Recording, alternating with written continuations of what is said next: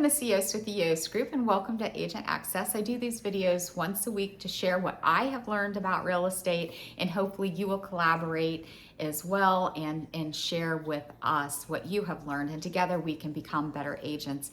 I am Missy Yost with the Yost Group. The Yost Group is brokered by EXP Realty, and if you ever want to know anything more about EXP, please reach out to me. I am happy to share. So today I'm going to talk a little bit about protecting our time and learning to say no, which are two things that I think we all struggle with as real estate agents.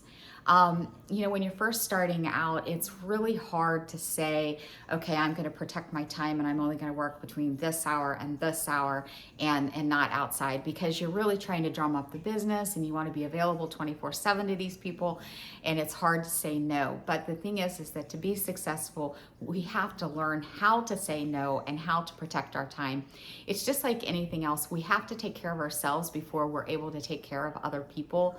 So don't be afraid to set those business hours and to make sure that anything outside of those hours are your protected family time.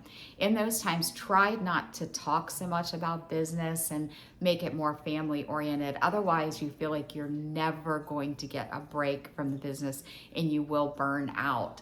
Another thing is learning how to say no.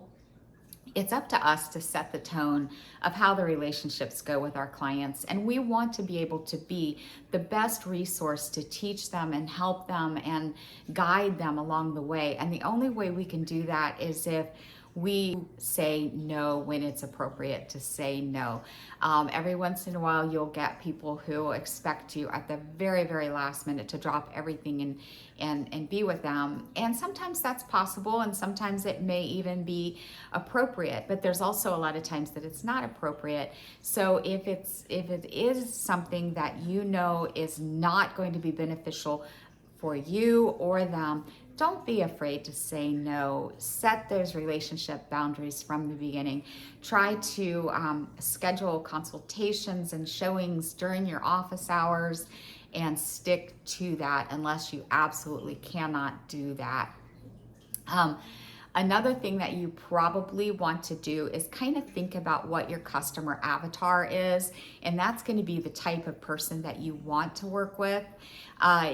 In the beginning, it might be a little bit harder and you may not even know what the avatar is, but normally we attract people who are like ourselves, and those are the easiest ones to work with. So if you find that you're trying to work with a client that you completely have a conflict with and it just seems like the personalities are not meshing, it's probably not meshing on their end as well. So don't be afraid to either refer them out to another agent or cut them loose if you feel like it really is not going to be something that is going to be beneficial to anyone in the end. Your avatar is somebody that you want to work with, that you enjoy working with, and you look forward to working with. So if you find that you're working with people that really are not in those categories and you really don't enjoy working with them at all, or you just feel like what you're doing is not beneficial to them, cut them loose or refer them. That's the best thing you can do for yourself and for them in the long run. So once again, I am Missy Yost with the Yost Group, brokered by EXP Realty. Reach out to us if you have any questions on real estate. Drop your comments below. Please share what you have learned. Who have you learned that you like to work with? Have you found it beneficial to set your office hours? Have you learned how to say no? And until next time, I'll do another one of these next week. Bye-bye.